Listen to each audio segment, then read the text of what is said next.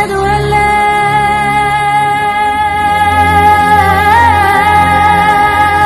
إله إلا الله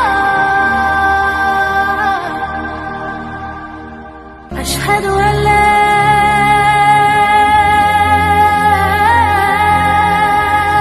إله إلا الله إن الحمد لله نحمده ونستعينه ونستغفره ونعوذ بالله من شرور أنفسنا وسيئات أعمالنا من يهده الله فلا مضل له ومن يضلل فلا هادي له وأشهد أن لا إله إلا الله وحده لا شريك له وأشهد أن محمدا عبده ورسوله اللهم صل على محمد وعلى آل محمد كما صليت على إبراهيم وعلى آل إبراهيم إنك حميد مجيد اللهم بارك على محمد وعلى آل محمد كما باركت على إبراهيم وعلى آل إبراهيم إنك حميد مجيد يا أيها الذين آمنوا اتقوا الله حق تقاته ولا تموتن إلا وأنتم مسلمون يا أيها الناس اتقوا ربكم الذي خلقكم من نفس واحدة وخلق منها زوجها وبث منهما رجالا كثيرا ونساء واتقوا الله الذي تساءلون به والأرحام إن الله كان عليكم رقيبا يا أيها الذين آمنوا اتقوا الله وقولوا قولا سديدا يصلح لكم أعمالكم ويغفر لكم ذنوبكم ومن يطع الله ورسوله فقد فاز فوزا عظيما أما بعد فإن أصدق الحديث كتاب الله وخير الهدي هدي محمد صلى الله عليه وسلم وشر الأمور محدثاتها وكل محدثة بدعة وكل بدعة ضلالة وكل ضلالة في النار فقال الله تعالى في القرآن العظيم أعوذ بالله من الشيطان الرجيم بسم الله الرحمن الرحيم وإن تطع أكثر من في الأرض يضلوك عن سبيل الله إن يتبعون إلا الظن وإن هم إلا يخرصون رب اشرح لي صدري ويسر لي أمري واحلل عقدة من لساني يفقهوا قولي அளவற்ற அருளாளனும் நிகரற்ற பேரன்புடையவனுமாகிய எல்லாம் வல்ல அல்லாஹ்வின் திருப்பெயர் போற்றி அவனுடைய சாந்தியும் அருளும் அல்லாஹுடைய தூதர் முஹம்மது ஸல்லல்லாஹு அலைஹி வஸல்லம் அவர்கள் மீதும் அவர்களை பின்பற்றி வாழ்ந்த உத்தம சத்திய தோழர்கள் நல்லவர்கள் மீதும் அவர்களின் அடிச்சுவடை பின்பற்றி வாழ்ந்து கொண்டிருக்கக்கூடிய மக்கள் மீதும் உண்டாகட்டுமாக. அன்பானவர்களே, அல்லாஹுடைய அருளால் புனிதமிக்க ரமலான் மாதத்தினுடைய இரவுகளிலே இருந்து கொண்டிருக்கின்றோம். அல்லாஹுடைய மார்க்கத்தை தெரிந்து கொள்ள வேண்டும் என்ற ஒரு நல்ல எண்ணத்தில் இஷாவுடைய தொழுகையும் இரவு தொழுகையும் நிறைவேற்றியவர்களாக இங்கே அமர்ந்திருக்கின்றோம். அன்பானவர்களே, கடந்த 3 தினங்களாக இஸ்லாமிய அடிப்படை கொள்கையான அகீதா ரீதியான தகவல்களை நம்ம என்ன செய்கிறோம் அப்படின்னா பார்த்துட்டு வரோம். முதல் நாள் அகீதானா என்ன அப்படிங்கிறத பார்த்தோம். 2வது நாள் இந்த மார்க்கத்தில் ஏற்பட்ட பிளவுகள் எப்படி வந்துச்சு அப்படிங்கிறத நம்ம பார்த்தோம். 3வதாக நம்ம இன்றைக்கி என்ன பார்க்க போகிறோம் அப்படின்னா, நாம் பின்பற்றக்கூடிய வழிமுறை என்பது எது சரியான வழிமுறை, வழிகேட்டிற்கான காரணிகள் என்ன அப்படிங்கிறத என்ன செய்ய போகிறோம் அப்படின்னா இன்றைய நிகழ்வாக நம்ம என்ன செய்கிறோன்னா பார்க்க இருக்கோம். அன்பானவர்களே, நாம் யாருடைய வழிமுறையை பின்பற்ற வேண்டும் அப்படின்னு வரும் பொழுது அதுக்கான ஒரு வழிகாட்டுதலை அல்லாஹுடைய தூதர் ஸல்லல்லாஹு அலைஹி வஸல்லம் நமக்கு சொல்லி தந்திருக்கிறாங்க. அந்த வழிகாட்டுதலை தான் என்ன செய்யணும் அப்படின்னா நீங்களும் நானும் எடுத்து செயல்படக்கூடியவர்களாக இருக்கணும். அல்லாஹ் ரப்புல் ஆலமீன் திருமறை குர்ஆனுடைய பல்வேறு இடங்களில் நமக்கு சொல்லும் பொழுது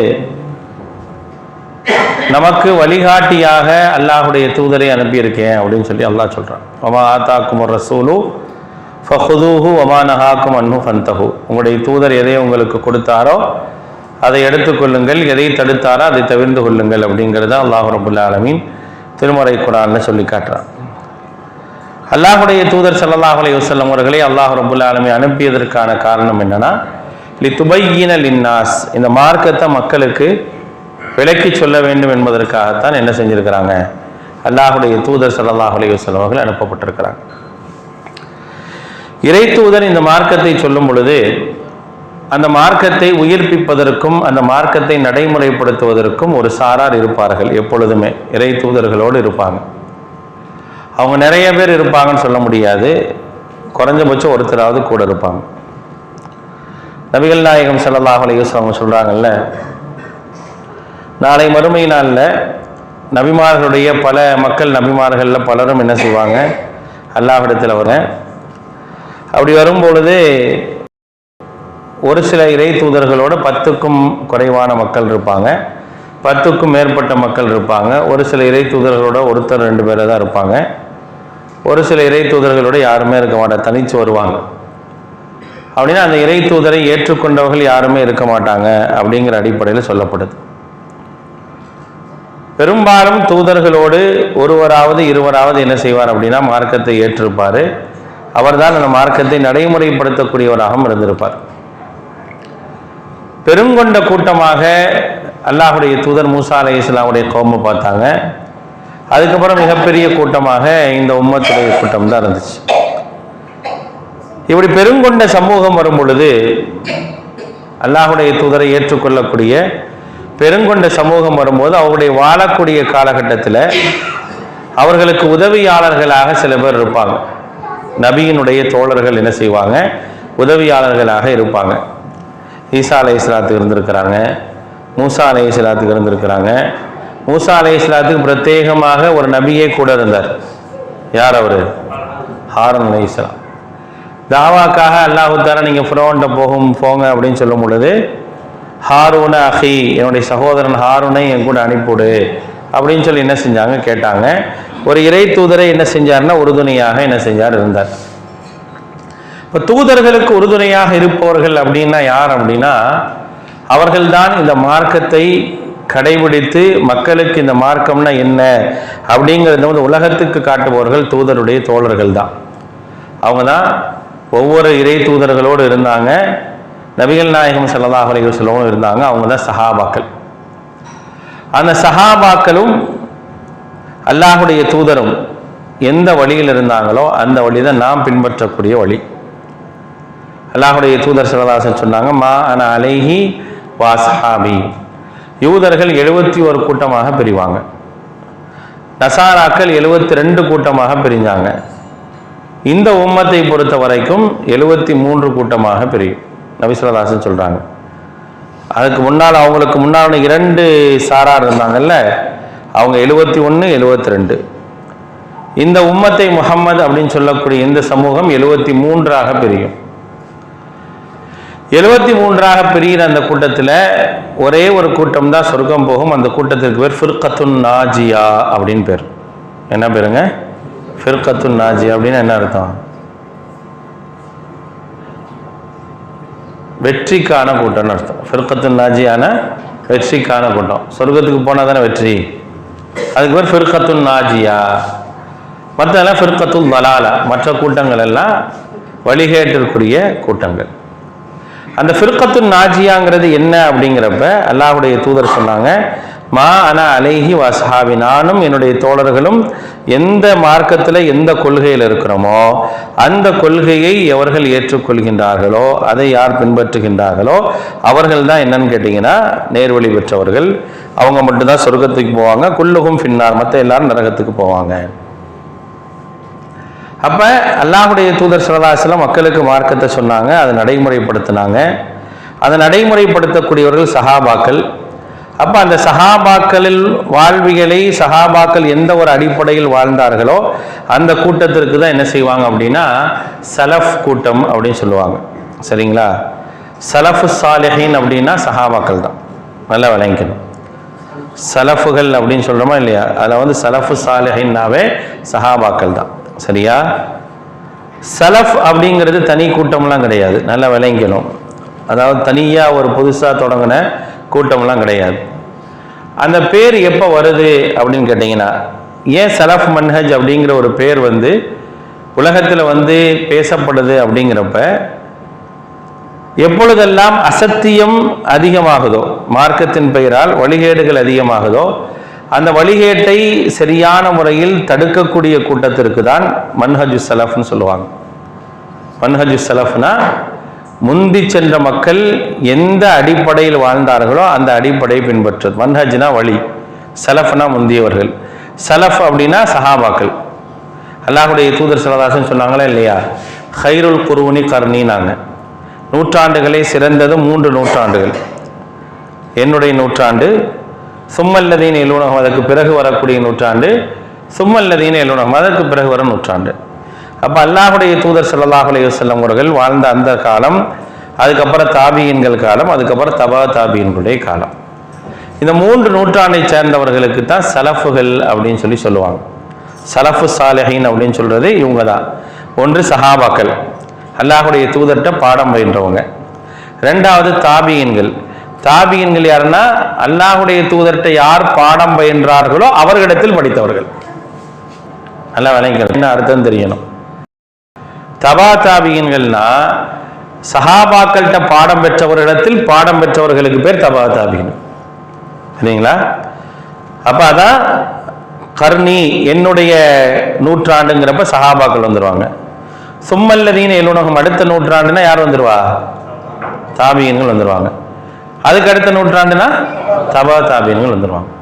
இந்த 3 சாராருக்கு தான் என்ன செய்வாங்க அப்படின்னா சலஃபு சாலிஹீன் அப்படின்னா முந்திய சரியான முறையில் மார்க்கத்தை நடைமுறைப்படுத்தியவர்கள் அப்படின்னு சொல்லுவாங்க. அதை பின்பற்றி நடப்பவர்களை எல்லாம் என்ன செய்வாங்க அப்படின்னா ஒரு அடையாளப்படுத்துவாங்க. அவங்கன்னா சலஃப் கொள்கையை பின்பற்றுவங்க. இப்போ நமக்கு அதை ஒவ்வொரு இடத்துலையும் ஒரு மாதிரி சொல்லுவாங்க. இங்கெல்லாம் என்ன சொல்லுவாங்க, தௌஹீத்வாதின்னு சொல்லுவாங்க. அப்படி தானே, தௌஹீத்வாதின்னு வாங்க. இப்போ தௌஹீதிலே பல பிரச்சனை இருக்கனால ஏதாவது ஒரு ஜே போட்டு சொல்லிக்குவாங்க. நமக்கு ஜே முன்னால் இருக்கும், மற்றவங்களுக்குலாம் ஜே பின்னால் இருக்கும். அப்படி தானே, அப்படியா இல்லையாங்க? அப்படி தான் என்ன செய்வாங்க, ஏதாவது ஒரு ஜே போட்டு, எந்த ஜே போட்டிருந்தாலும் சரி, அது முன்னால் இருந்தாலும் சரி பின்னால் இருந்தாலும் சரி, நம்ம தெரிஞ்சுக்க வேண்டிய விஷயம் என்ன அப்படின்னா, நாம் பின்பற்றக்கூடிய கொள்கை அந்த சரியான அடிப்படையில் இருந்தால் அதான் ஃபிர்கத்துன் நாஜியா. சரிங்களா? பின்பற்றக்கூடிய கொள்கை சரியாக இருக்கணும், சரியான அடிப்படையில் இருக்கணும். அது யாராக இருந்தாலும் சரி. சரிங்களா? அது அடிப்படையில் தான் நம்ம சரியான மன்ஹஜில் இருக்கிறோம். அப்போ சரியான மன்ஹஜில் இருப்பவர்களுக்கு பொதுப்படையாக ஒவ்வொரு ஊர்லேயும் ஒரு பேர் சொன்னாலும் அதுக்கு பேர் சலஃப் மன்ஹஜ் அப்படின்னு சொல்லுவாங்க. இதுக்குன்னு தனி கோட்பாடு இருக்கா? கிடையாது. தனி புத்தகம் இருக்கா? தனி கொள்கை இருக்கா? அதெல்லாம் எதுவுமே கிடையாது. என்ன அப்படின்னா, அசத்தியங்கள் வரும் பொழுது, எப்பொழுதெல்லாம் அசத்தியங்கள் இந்த சமூகத்தில் தலைவிரித்து ஆடுதோ, மார்க்கத்தின் பெயரால் புதிய புதிய சித்தாந்தங்கள், மார்க்கத்தை அறிவோடு ஒத்து பார்ப்போது, அறிவுக்கு பொருந்தலை அப்படின்னா குர்ஆன் ஹதீஸை தூக்கி எறிஞ்சிடுறது, இந்த மாதிரியான விஷயங்கள் எல்லாம் வரும் பொழுது என்ன செய்வாங்க அப்படின்னா, இப்போ நம்ம எந்த சைடு நிற்கிறது அப்படிங்கிறப்ப சலஃபுகள் எந்த வழியில் நின்றாங்களோ அந்த வழியில் நிற்கிறது. சலஃபுகள்னா யாரு? சலஃபுகள் அப்படின்னா யாருன்னு இங்கே தெரிஞ்சுக்கணும். முதல்ல சலஃபுன்றப்போ அவங்க இவங்க தான் சலஃபுகள் அப்படின்னு கிடையாது. சலஃபுகள் அப்படின்னாவே நம்ம யாரை தான் யோசிக்கணும்? சஹாபாக்கள், தாபியின்கள், தபா தாபியின்கள் தான். இவங்கள தான் யோசிக்கணும். சரிங்களா? அந்த கொள்கை பின்பற்றுபவர்கள் அப்படின்னு சொல்லாமே தவிர அந்த கொள்கை குறித்தானவர்கள் அவங்க தான். சரிங்களா? அவங்க சஹாபாக்கள் அன்றைய காலத்தில் என்ன செய்வாங்க, ஒருத்தர் கொள்கையை மாற்றி பேசினார்னா அந்த இடத்துல போய் நிற்பாங்க. சஹாபாக்கள் செஞ்ச வேலை என்னன்னா, ஒருத்தன் சரியான கொள்கையிலேருந்து மாற்று கொள்கையை பேசுவான்ல, பேசும்போது அங்கே போய் நிற்பாங்க. அது கொள்கை ரீதியான பிரச்சனையாக இருந்தாலும் சரி, மசாயில் ரீதியான பிரச்சனையாக இருந்தாலும் சரி, மார்க்கத்துக்கு முரணாக போகும்போது அங்கே போய் நிற்பாங்க. நின்று அதை தடுப்பாங்க. தடுத்துட்டு இது இல்லை வழி, இதுதான் சரியான வழி, அல்லாஹ்வுடைய தூதர் காட்டிய வழி இதுதான் அப்படின்னு சொல்றாங்களா இல்லையா? அப்படி போதிப்பவர்கள் தான் சலஃப் மன்ஹஜை சார்ந்தவர்கள் சொல்லுவாங்களே தவிர இது தனி கொள்கையோ கோட்பாடோ சிந்தனையோ கொண்டதல்ல. குர்ஆனும் சுன்னாவும் என்ன போதிக்குதோ அந்த போதனைக்குரியது தான் சலஃப் மன்ஹஜ் அப்படிங்கிற பேர். புரியுதுங்களா? நீங்க எங்க போய் எந்த டிக்ஷனரியில் போய் படித்தாலும் என்ன செய்வாங்க, இதுதான் சொல்லுவாங்க. அப்ப அந்த கொள்கையை பின்பற்றுபவர்கள் அவங்க சலஃப் மன்ஹஜ்னு தங்களை அடையாளப்படுத்தினா சரி, இல்லை தௌஹீத்வாதிகள்னு சொல்லி நம்ம அடையாளப்படுத்துகிற மாதிரி அடையாளப்படுத்தினாலும் சரி, அன்றைக்கு அல்லாஹ்வுடைய தூதர் எந்த கொள்கையை போதித்து அதை நடைமுறைப்படுத்தினாங்களோ அந்த கொள்கை உடையவர்கள் தான் இவங்க. இந்த கொள்கையிலிருந்து வழி தவறக்கூடியவர்கள் இருக்காங்கல்ல, எப்போ அவங்க வழி தவறுவாங்க, எப்போ நம்ம வழிகேட்டுக்கு போவோம் அப்படின்னா அதுக்கு சில காரணிகள் இருக்குது. அந்த காரணிகள்லாம் நடந்துச்சு அப்படின்னா கண்டிப்பாக நம்ம என்ன செய்வோம் அப்படின்னா வழிகேட்டுக்கு போயிடுவோம். அதில் முதலாவது காரணம் என்ன அப்படின்னா, முதல் காரணம் நம்மள்கிட்ட குர்ஆன் சுன்னாவை சரியான முறையில் படிக்காதது ஒரு காரணம். முதல் காரணம் என்னன்னா, நம்ம இடத்துல குர்ஆன் சுன்னாவுடைய விலங்கலும் குர்ஆன் சுன்னாவும் நம்மள்கிட்ட சரியா இருக்காது. யார்கிட்ட குர்ஆன் சுன்னா சரியா இல்லையோ அவர் என்ன செய்வார் அப்படின்னா வழிகேட்டுக்கு போயிடுவார்.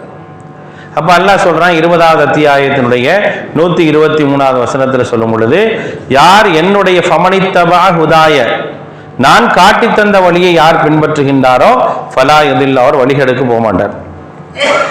அப்ப குர்ஆன் சுன்னாவை யார் சரியான முறையில் பின்பற்றுறாரோ அவர் எங்க போக மாட்டாரு, வழிகேட்டுக்கு போக மாட்டார். ஒண்ணு. ரெண்டாவது என்ன அப்படின்னா, நபிகள் நாயகம் ஸல்லல்லாஹு அலைஹி வஸல்லம் வழிமுறையை எவர் புறக்கணிக்கிறாரோ அவர் வழிகேட்டுக்கு போயிடுவார். அல்லாஹ்வுடைய தூதருடைய வழிமுறையை சரியாக பின்பற்றுவோர் என்ன செய்ய மாட்டாரு, வழிகேட்டுக்கு போக மாட்டார். முதல்ல குர்ஆன், ரெண்டாவது என்னதுங்க, சுன்னா. இதான் நம்ம சொல்றோம், குர்ஆன் சுன்னா குர்ஆன் சுன்னா நம்ம சொல்றோம். அந்த குர்ஆனையும் சுன்னாவையும் சரியான முறையில் கடைபிடிக்கல அப்படின்னா ஒருத்தர் என்ன செய்வாரு, வழிகேட்டு கொள்கைக்கு போயிடுவாரு. சரியான முறையில் கடைபிடிச்சா என்ன செய்வார், அவர் அவருடைய கொள்கையை பாதுகாத்துக்கலாம். அப்ப அந்த சரியான கொள்கையை நமக்கு நல்ல முறையில் காட்டி தந்தவர்கள் தான் யாரு அப்படின்னா அல்லாஹ்வுடைய தூதர். அதை நடைமுறையின் மூலமாக காட்டி தந்தவங்க சஹாபாக்கள். அவங்க எப்படி இருந்தாங்கன்னு பார்ப்பாங்க. முந்தைய மக்கள்லாம் என்ன செய்வாங்க அப்படின்னா, நான் நேற்றே உங்களுக்கு சொன்னேன், முந்தைய மக்கள்லாம் மார்க்க விஷயங்கள்ல எது சரி எது தப்பு அப்படிங்கிறப்ப டக்குன்னு என்ன செய்ய மாட்டாங்க, எல்லாத்துலையும் எனக்கு இது நல்லதா படுது அப்படின்லாம் போயிட மாட்டாங்க. என் மனசுக்கு எது நல்லதா படுதோ அதுதான் மார்க்கம்னு அப்படி ஒரு மார்க்கமே சொல்லி தரல. மனதிற்கு தகுந்தாப்புல என்ன செய்ய முடியாது, மார்க்கம் கிடையாது. அல்லாஹ்வுடைய தூதருக்கு அல்லாஹ் என்ன சொன்னா, வலவு தகவல அலைனா பாதல் அகாவில்னா, நபியே நம்ம என்ன வகையா சொல்லி இருக்கிறோமோ அதைத்தான் நீங்க சொல்லணும். அதில் ஒரு சிலதை மாற்றுறதோ கூட்டுறதோ குறைக்கிறதோ என்னது உங்களுக்கு அனுமதி இல்லை.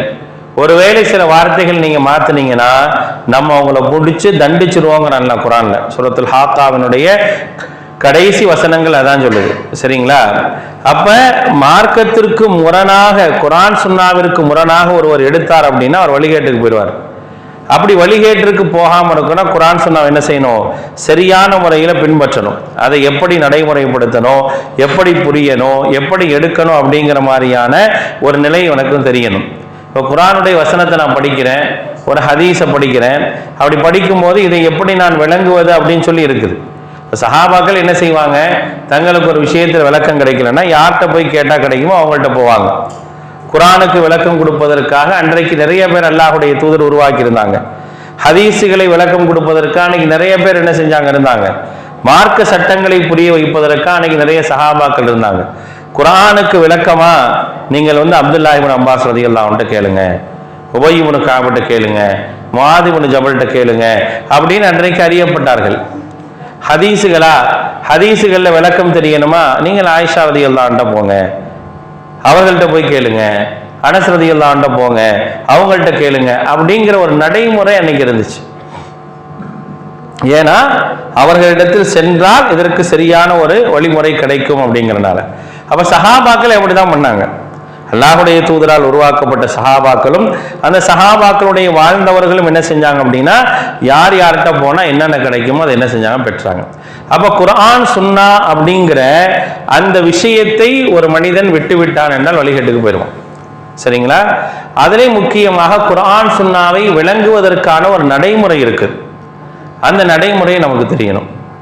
இப்போ குர்ஆனை பொறுத்த வரைக்கும் நான் ஒரு வசனத்தை படிக்கிறேன் அப்படின்னா அது எனக்கு நேரடியாக விளங்குதுன்னா பிரச்சனையே இல்லை, அல்ஹம்துலில்லாஹ், அது போதுமானது. எனக்கு நேரடியாக குர்ஆனுடைய வசனம் விளங்கலை, அப்போ நான் எங்கே போகணும், அடுத்து ஹதீஸுக்கு வரணும். இந்த குர்ஆனுக்கு விளக்கமாக ஹதீஸ் என்ன சொல்லுது. இப்போ குர்ஆனில் சொல்லப்பட்ட எல்லா விஷயங்களுக்கும் விளக்கமாகத்தான் ஹதீஸ் இருக்குது. தொழுகையாக இருக்கட்டும், நோன்பா இருக்கட்டும், ஜக்காத்தாக இருக்கட்டும், ஹஜ்ஜாக இருக்கட்டும், எல்லாத்தையும் அல்லாஹ் தஆலா சொல்றான். அதையெல்லாம் எப்படி நடைமுறைப்படுத்தணும் அப்படிங்கிறது தான் நமக்கு சொல்லி காட்டுச்சு, ஹதீஸ் தான் சொல்லி காட்டுச்சு. ஹதீஸை விட்டால் நான் என்ன செய்ய முடியாது அப்படின்னா குர்ஆனுடைய எந்த ஒரு போதனைகளையும் என்னால் பின்பற்றி நடக்க முடியாது. நடக்க முடியுமா? கண்டிப்பாக முடியாது. வாகீமுஸ் ஸலாங்கிறான், தொழுகை நிறைவேற்றுங்கிறான். அந்த தொழுகை என்ன அப்படிங்கிறது எனக்கு தெரியணும் அப்படின்னா நான் என்ன செஞ்சிருக்கணும், சுன்னாவை அறிந்திருக்கணும். ஒரு செய்தி குர்ஆன்ல சொல்லப்படுது அப்படின்னா அந்த செய்திக்கு விளக்கம் என்னங்கிறது எனக்கு தெரிஞ்சிருக்கணும். அதை என்ன செஞ்சிருப்பாங்க அப்படின்னா அந்த ஹதீஸ்ல பார்க்கலாம், அல்லது அதுக்கு விளக்கம் என்னங்கிறத அல்லாஹ்வுடைய தூதர்கிட்ட நேரடியாக பயின்ற சஹாபாக்கள் சொல்லுவாங்க. இப்போ உதாரணத்துக்கு ஒரு விஷயம் பார்த்துங்க, ரப்பனா ஆத்தினா ஃபித் துன்யா ஹசனத்தன் வஃபில் ஆখিরাতি ஹசனத்தன் வகினா அதாபன்னார். என்ன அர்த்தம்? எப்போதும் என்னைய பார்த்தே கேட்குறீங்க அப்படின்ற மாதிரி பார்க்குறீங்க நீங்கள். சரி கேட்போம். என்ன அர்த்தம்? ரப்பனா ஆத்தினா, நிறைய எத்தாப்பு நிறைய பேர் உட்காந்துருக்காங்க. ரப்பனா ஆத்தினா ஃபித் துன்யா ஹசனா, என்ன ஃபர்ஸ்ட் இதுக்கு அர்த்தங்க. ரப்பனா ஆத்தினா ஃபித் துன்யா ஹசனா, என்னுடைய இரட்சகனே, எங்களுடைய இரட்சகனே, எங்களுக்கு உலகத்திலேயே என்னத்தை கொடு? நல்லதை கொடு. வஃபில் ஆখিরাতি ஹசனா, வறுமையில நல்லதை கொடு. வகினா அதாபன்னா, நரகத்தை விட்டு எங்களை காப்பாத்து. அப்படிதானே? இந்த உலகத்துல நல்லதை கொடுன்னா என்ன? ஈமான், இறையச்சம், சரியான கல்வியும் அந்த கல்வியின் அடிப்படையிலான அமலும். நம்ம என்ன நினைச்சுக்குவோம்? பொதுவாக நம்ம என்ன நினைப்போம்? ஹசனான எல்லாமே தான், அது எல்லாமே தான், ஒன்றும் பிரச்சனை இல்லை. அது இல்லாமல் நம்ம இருக்க முடியுமா? அதெல்லாம் நமக்கு தேவைதான். அது எல்லாமே தான். ஹசனாங்கிறது எதெல்லாம் நன்மையோ அது எல்லாமே அதில் உள்ள அடங்கும் தான். ஆனால் முக்கியமானது எது அப்படிங்கிற ஒரு விஷயம் இருக்கு. அல் இல்மு பில் அமல், சரியானதை கற்றுக்கொண்டு அதன் அடிப்படையில் அமல் செய்வது. அதானே அந்த சரியானது அப்படிங்கிற அந்த விஷயத்தை நமக்கு சொல்லி தந்தது யார்? இதுதான் அப்படிங்கிற அந்த விஷயத்தை யார் சொல்லி கொடுப்பா அப்படின்னா, யார் நேரடியாக பயின்றார்கள் அவர்கள் தான் சொல்லி தருவாங்க. இப்போ இன்னொரு வசனம் இருக்கு குரான்ல, அத்தாயிபூனல் ஆபிதூனன் இருக்குது. அத்தாயிபூனல் ஆபிதூன என்ன அர்த்தம் தெரியுமா? தாயிபூன்னா என்ன அர்த்தம்? டக்கு தாயிபூன்னா என்ன அர்த்தம்? தாயிபூன் தௌபா தெரியுமா? தௌபான என்ன? பாவ மீழ்ச்சி பெறுதல். தௌபானா பாவ மன்னிப்பு இல்லை. தௌபாங்கிறது பாவ மீழ்ச்சி, அதாவது ஒட்டுமொத்தமா பாவத்திலிருந்து வெளியே வர்றது. அதுக்கு பிறகுதான் வந்து தௌபா. அத்தாயிபூன். அல் ஆபிதுன்னா என்னது? ஆபித் கா மானா கியா? ஆபிதுன்னா என்ன சொல்லுவீங்க உருதுல? புரியல. பாதுகாப்பு. வேற பொதுவா ஆபிதுன்னா என்னது? அபுது என்ன அப்படின்னா அடிமை. ஆபிதுனா அல்லாஹ்வை வணங்குறவர்கள். ஆபிதுன்னா என்னது? அல்லாஹ்வை வணங்கக்கூடியவர்கள். தாயிபூன ஆபிதூன, இது திருமறை குர்ஆன்ல தௌபால 111வது வசனம். அத்தாயிபூனல் ஆபிதூன. இப்போ அந்த தாயிபூன அப்படின்னா பாவமீழ்ச்சி பெறுபவர்கள் அர்த்தம். அப்படின்னு என்ன? அல் பராஅத்து மினஷ் ஷிர்க், இணை வைப்பிலிருந்து முழுமையாக விலகுபவர்கள். இணை வைப்பிலிருந்து முழுமையாக விலகிறவங்க. சரிங்களா? இணை வைப்பு இருந்தால் மன்னிப்புன்றது இல்லை, அதுக்கு தனியாக வந்து மன்னிப்பு கேட்கணும். அப்போ அத்தாயிபூன அப்படின்னா அல் பராஅத்து மினஷ் ஷிர்க், இணை வைப்பிலிருந்து நீ முழுசா விலகு. இதை நீ இந்த விஷயத்தை நான் வந்து அல்லாஹ்வுடைய தூதர்கிட்ட பாடம் பயின்றவங்க தான் சொல்லி தராங்க. ஏன்னா அவங்க இதில் இருந்தாங்க, ஷிர்க்ல இருந்தாங்க. அப்போ அவங்கள பார்த்து தான் சொல்லப்பட்டது அத்தாயிபூன, அவர்கள் எல்லாம் ஷிர்க்கிலிருந்து முழுமையாக வெளியே வந்தவங்க. ஷிர்க்கிலிருந்து முழுமையாக வெளியே வந்தவங்க. அல் ஆபிதூன அப்படின்னா வணங்குபவர்கள். சரியா? நபி ஸல்லல்லாஹு அலைஹி வஸல்லம் காலத்துல 2 சாரார் அல்லாஹ் வணங்குனாங்க. யாராரு? ஒரு முஸ்லீம் வேற, காஃபிர்கள் எல்லாம் வணங்கலையே. முனாஃபிக். முஸ்லீம்களை வணங்குனாங்க, 2 பேரும் எல்லாம் வணங்குனாங்கல்ல. அப்ப அல் ஆபிதூன அப்படின்னா என்ன அர்த்தம்னா, நயவஞ்சகத்திலிருந்து முழுமையாக வெளியேறி அல்லாஹ்வை வணங்குவார்கள். புரியுதுங்களா? நிஃபாக்ல இருந்து முழுமையா வெளியேறி இருக்கணும். ஏன்னா நயவஞ்சகன் அல்லாஹ் வணங்குறேன்ற பேர்ல தான் என்ன செஞ்சாங்க? வாழ்ந்தான். அப்ப முழுமையாக நயவஞ்சகத்திலிருந்து வெளியேறி யார் அல்லாஹ் வணங்குறானா அவன் தான் உண்மையான வணக்கம். அப்ப தாயிபூனல் ஆபிதூனா பராஅத்து மினஷ் ஷிர்கி வன் நிஃபாகி, இணை வைப்பிலிருந்தும் நயவஞ்சகத்திலிருந்தும் முழுமையாக இவர் விலகி இருக்கிறாரோ அவங்களுக்கு தான் இந்த பண்பு சொல்லப்படும். இதை நம்ம எப்படி படிக்கிறது?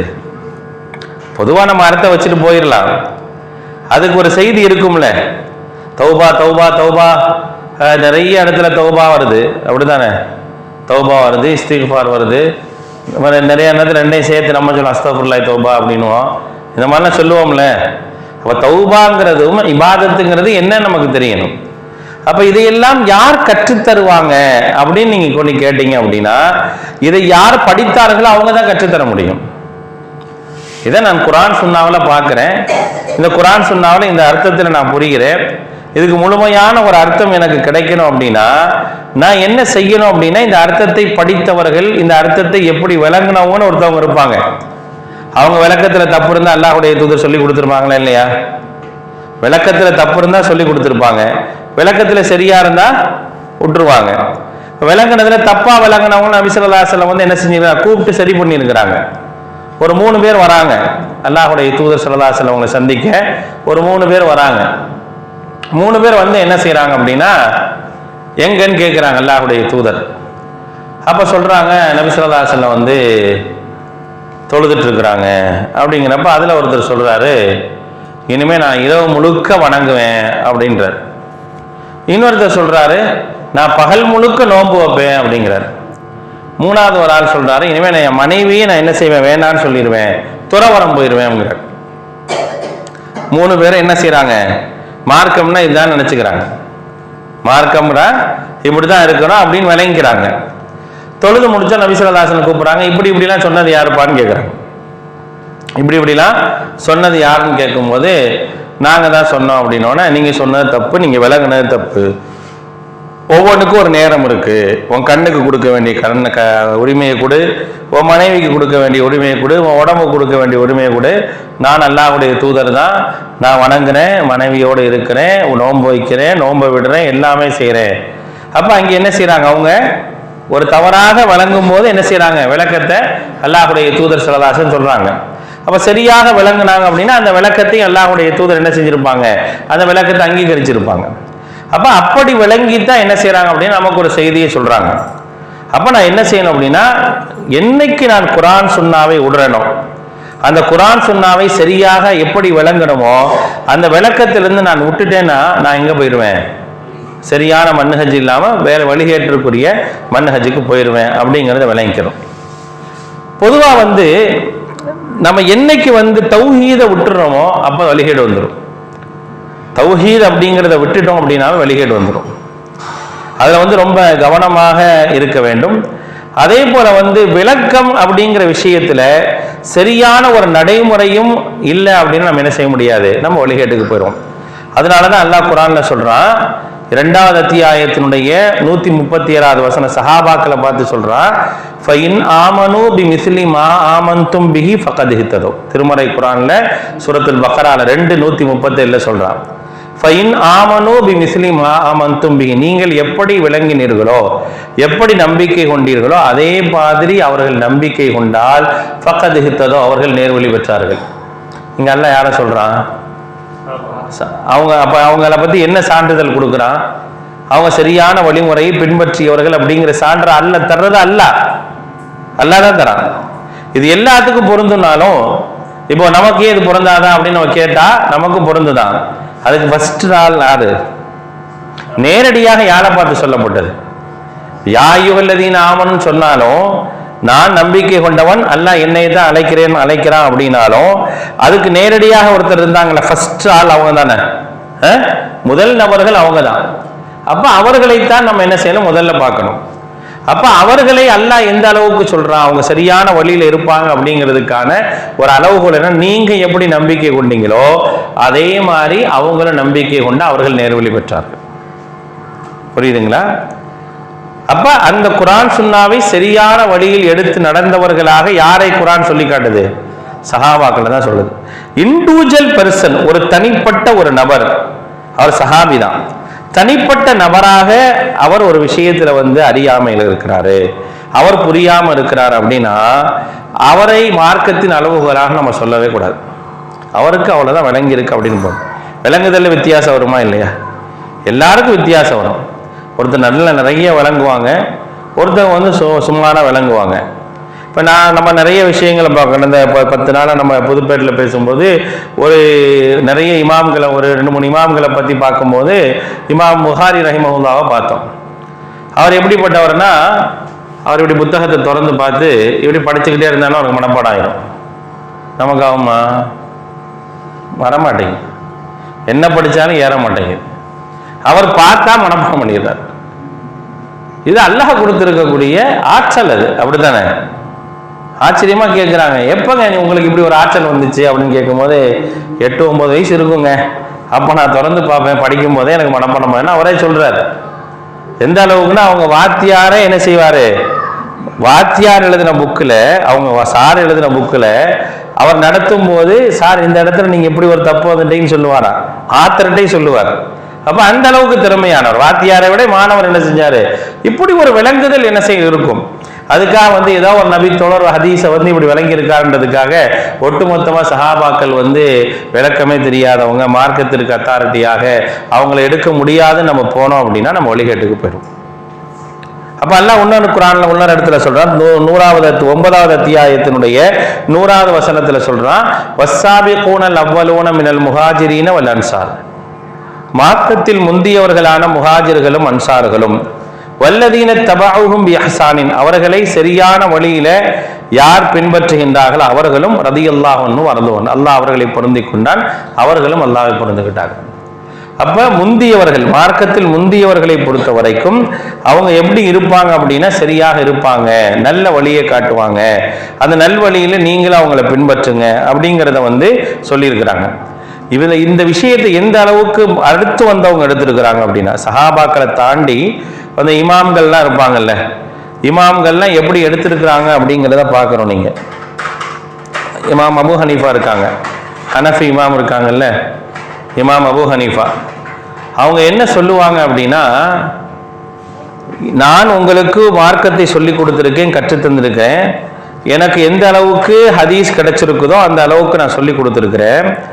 இதுக்கு பிறகு நான் சொல்லி கொடுத்ததில் தவறு இதுதான், தவறாக இருந்து சரியான விஷயம் கிடைச்சா அதைத்தான் நீங்க எடுக்கணுமே தவிர நான் சொன்னேங்கிறதுக்காக இதை எடுக்காதீங்க நாங்க. அப்ப அல்லாஹ் குர்ஆன்ல சொல்றான் பாருங்க, வத்தபிஊஹும் பிஇஹ்சானின், அவங்க நல்லதில் எவர்கள் பின்பற்றுகின்றார்களோ. அப்ப அவங்க பின்னால வந்தவங்களும் இப்படி இருந்திருக்காங்க பாருங்க. அவங்க என்ன சொல்றாங்க அப்படின்னா, நான் சொல்லிட்டேயா, நான் சொன்னதுதான் சரி, என்னால மாத்தவெல்லாம் முடியாது அப்படின்னு யாருமே இல்லை. இன்னைக்கு நம்ம சொல்லிட்டு இருக்கலாம். நம்ம என்ன செய்வோம் அப்படின்னா, நேற்று பயான் பண்ணிட்டேனே அதுக்கு இப்படி எப்படி நான் இன்னைக்கு என்ன மாத்துறது அப்படின்லாம் சொல்ல முடியாது. தப்பு யாரா இருந்தாலும் ஒத்துக்க, அதான் இஹ்சான், நல்லது அதுதான். அப்ப அல்லாஹ் சொல்றான், அவர்கள் முந்தியவர்கள் சரியான முறையில் நடந்தவங்க, அவங்கள நீங்க பின்பற்றுங்க. 4வது அத்தியாயத்தினுடைய 115வது வசனத்துல சொல்லும் போது, வமை யுஷாக்கிர் ரசூல மின் பாதி மா தபையன லஹுல் ஹுதா, நேர்வழி என்று தெளிவான பிறகு யார் தூதருக்கு மாற செய்கின்றாரோ, வயத்தபி கைர சபீலில் மோமினின், மூமின்களுடைய வழி அல்லாத வேறு வழியை பின்பற்றுகின்றார் என்று சொன்னால் அவர் நரகத்திற்குரியவர் ஆயிடுவாரு. அவர் அந்த வழியிலே விட்டு நம்ம என்ன செஞ்சிருவோம், அவர் நரகத்தில் போட்டுருவோம் அப்படின்னு சொல்லி அல்லாஹ் ரப்பல் ஆலமீன் சொல்லி காட்டு. அப்ப இதெல்லாம் யாரை சொல்றான் அப்படின்னா, எவர்கள் குர்ஆனையும் சுன்னாவையும் படித்தார்களோ, புரிந்தார்களோ, மக்கள்கிட்ட கொண்டு போய் சேர்த்தார்களோ, அவர்கள்தான் சரியான மார்க்கத்தின் அடிப்படையில் நடந்தவங்க. அந்த வழிதான் சரியான வழி.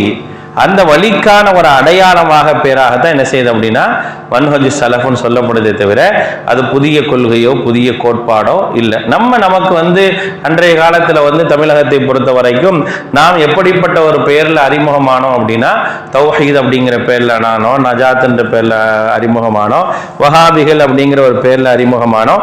அன்னைக்கு யாரை முற்படுத்தி நம்ம பேசினோமோ அது என்ன செய்யுது, முகமது இப்னு அப்துல் வஹாப் ரஹிமஹுல்லாஹ் அந்த தௌஹீதை சொல்லும் போது அதனால நம்மளை வஹாபினாங்க. அன்னைக்கு குர்ஆன் சுன்னாவை சொல்வதற்காக ஒரு பத்திரிகை நடத்தப்பட்டுச்சு, அந்த பத்திரிகையை வச்சு நமக்கு ஒரு பேர் சொன்னாங்க.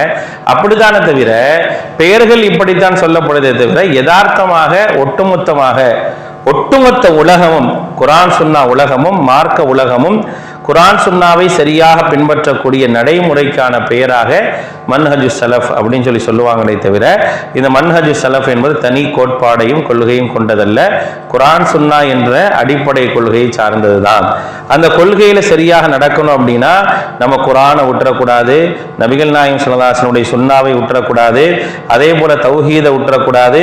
அதுக்கு அடுத்தபடியாக குர்ஆன் சுன்னாவை விளங்குவதற்கான வழிவகைகள் யாரோ அவர்களை என்ன செய்யக்கூடாது, நம்ம விட்டுறக்கூடாது. அதுக்கு அடுத்தபடியாக மார்க்கத்தின் பெயரால் இட்டுக்கட்டப்பட்ட விஷயங்களின் மீது கவனம் செலுத்தக்கூடாது. அதே போல மனோ இச்சையின் அடிப்படையில் என்ன செய்யக்கூடாது, நடக்கக்கூடாது. மார்க்கத்தில் வரம்பு மீறி என்ன செய்யக்கூடாது, போகக்கூடாது. அதே போல என்னன்னு கேட்டீங்கன்னா, பெருமை சொல்லி நான் சொல்றதுதான் சரி, என்ன எடுத்துக்கோ, வேற எதுலையும் போகக்கூடாதுன்னு சொல்லி கண்மூடித்தனமாக என்ன செய்யக்கூடாது, பின்பற்றக்கூடாது. அதே போல நயவஞ்சகர்களையும் குஃபார்களையும் மார்க்கத்தில் யாரெல்லாம் பாவிகளாக அடையாளம் காட்டப்பட்டார்களோ அவர்களையும் பின்பற்றக்கூடாது. இதுல நம்ம சரியா இருந்தோம் அப்படின்னா நம்ம என்ன செய்வோம் அப்படின்னா, சரியான ஒரு வழியை என்ன செய்யலாம், நேர்வழியை பின்பற்றி நடக்கலாம். அதற்கான வழியாகத்தான் மன்ஹஜ் சலஃப் அப்படிங்கிற அந்த வழி அடையாளம் காட்டப்படுதே தவிர அது புதிய வழியோ புதிய கோட்பாடோ இல்லை அப்படிங்கிறத விளங்கிக்கிறோம். அப்போ நம்மளை பொறுத்த வரைக்கும் கொள்கை ரீதியாக ஒரு தெளிவு என்ன செய்யணும் அப்படின்னா நமக்கு இருக்கணுங்க. என்ன தெளிவு அப்படின்னா, கொள்கை என்பது அல்லாஹ்வால் ஏற்றி நமக்கு தரப்பட்டது. அந்த கொள்கையை அல்லாஹுடைய தூதர் ஸல்லல்லாஹு அலைஹி வஸல்லம் அவர்கள் நமக்கு நடைமுறைப்படுத்தி காட்டினாங்க. அல்லாஹும் அல்லாஹுடைய தூதரும் எந்த கொள்கையை இந்த உலகத்தில் நிலைநாட்டினார்களோ அதை நிலைநாட்டிய அந்த கொள்கையை மக்கள் மத்தியில கொண்டு போய் சேர்ப்பதற்காக முழுமையாக அர்ப்பணித்தவர்கள் யார்? சஹாபாக்கள். அவர்கள் தங்களுக்கென்று தனி பிரத்யேகமான கொள்கையோ கோட்பாடை எடுத்து என்ன செய்யணும், நடக்கலை. அவங்க அல்லாஹும் அல்லாஹுடைய தூதரும் என்ன சொன்னாங்களோ அதை சரியான முறையில் பின்பற்றி அதை எப்படி விளங்குனாங்களோ அந்த விளக்கத்தோடு என்ன செய்யறாங்க அப்படின்னா நமக்கு போதிச்சிருக்கிறாங்க. அந்த போதனையை சரியான முறையில் எடுத்து நடக்கும்போது நாம் எல்லா நேரங்களிலும் ஈடேற்றம் அடையலாம். இல்லை என்று சொன்னால் ஒரு கடுகளவு தான் நம்ம இலகுவாக வழிகேட்டுக்கு போவதற்கு வாய்ப்பு இருக்கின்றது. அல்லாஹ் ரப்பல் ஆலமீன் அப்படிப்பட்ட வழிகேட்டிலிருந்து காப்பாற்றி ஒவ்வொரு நாளும் நாம் கேட்பது போல இஹ்தின ஸிராத்தல் முஸ்தகீம், எங்களை நேரான வழியில் நடத்துவாயாக அப்படின்னு அல்லாஹ் கேட்கிறானே, அதே போல ஒரு நேரிய வழியில் நடப்பதற்கான ஒரு வாய்ப்பையும் சூழலையும் நம்முடைய வாழ்வில் இருந்து மரணம் வரைக்கும் தந்தல் புரிவானாக. வாஹிர் தஅவானா அல்ஹம்துலில்லாஹி ரப்பில் ஆலமீன்.